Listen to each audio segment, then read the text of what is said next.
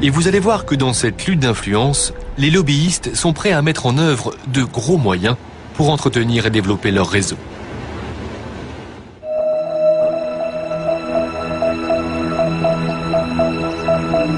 Lourmarin, un des plus beaux villages du Luberon.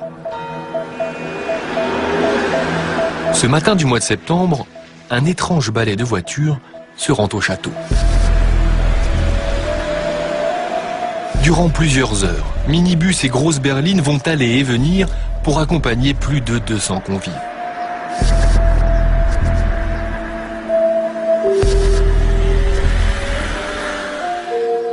Au même moment, et à quelques kilomètres de là, on s'affaire pour préparer un dîner de gala dans cette abbaye classée du XIIe siècle.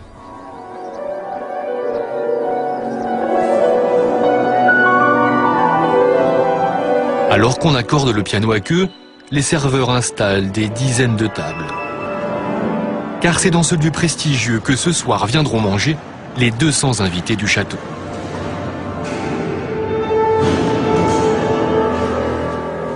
Une telle agitation n'est pas fréquente à Lourmarin. Et pourtant ici, personne n'est au courant.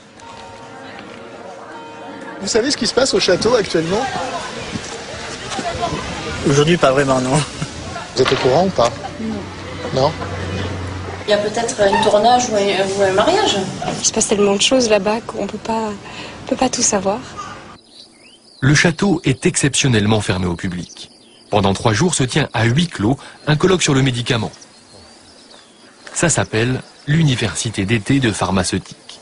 Mais cette université n'est ouverte ni au grand public, ni aux journalistes. Et voilà pourtant ce que nous arrivons à filmer. Sur la terrasse se côtoie le gratin de l'industrie pharmaceutique. On trouve entre autres le PDG de Pfizer, le président de GlaxoSmithKline, le directeur général de Boiron. 3 des plus grands laboratoires pharmaceutiques mondiaux. Chacun a payé 3 000 € pour pouvoir assister à ce colloque. Mais dans l'assistance, on trouve aussi plusieurs hommes politiques de premier plan. Eux ont été invités. Bernard Kouchner, ancien ministre de la Santé socialiste. Michel Barzac, ancien ministre de la Santé sous le gouvernement Chirac. Et enfin, Claude Évin, ancien ministre de la Santé et aujourd'hui député socialiste. Tous ces gens ont été réunis par un homme, Daniel Vial, le plus important lobbyiste de l'industrie pharmaceutique en France. Grâce à lui, chaque année, hommes politiques et gros industriels de la santé peuvent discuter de façon informelle des dossiers en cours. Nous sommes allés au château demander une interview aux lobbyistes.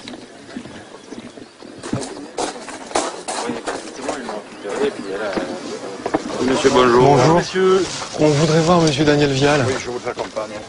On vous suit? Et l'on nous dirige vers l'assistante de Daniel Vial. Bonjour. Bonjour. On aurait voulu voir monsieur Daniel Vial, c'est possible. Oui, bah, pas tout de suite, il est en train de parler. Donc, on peut c'est presse, pas de presse. Ah. Ouais, c'est la règle du jeu. C'est la règle du jeu? Mais je vais aller vous le chercher. Ah ouais, on l'attend? Oui. Ok. En effet, quelques minutes plus tard, le lobbyiste nous rejoint. Enchanté. Écoutez, franchement, je serais ravi de vous répondre, mais dans 1 heure. Dans 1 heure? Oui, dans 1 heure. Ne m'en voulez pas, je peux pas. Non, mais je veux. Je suis en pleine discussion. 10 minutes. Ok, dans 1 heure. Ok, ça marche. Merci. Daniel Vial semble pressé. Il faut dire qu'il attend un invité de marque. Et effectivement, quelques minutes plus tard, une berline fait son entrée.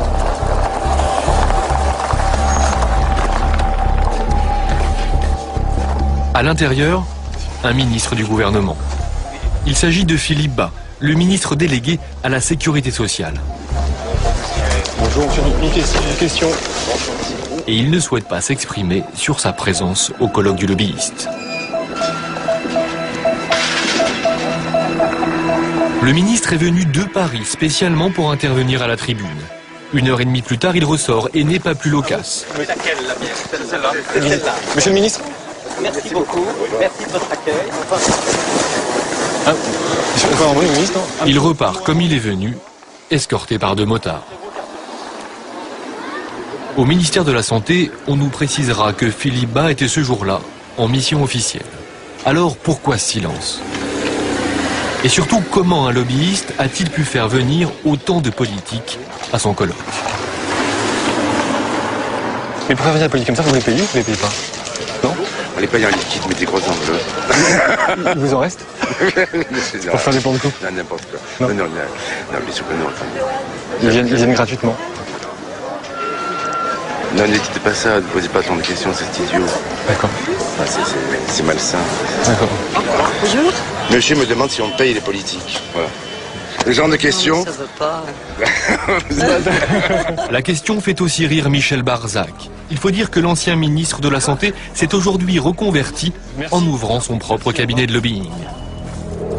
En France, les relations entre politiques, industriels et lobbyistes sont souvent ambiguës.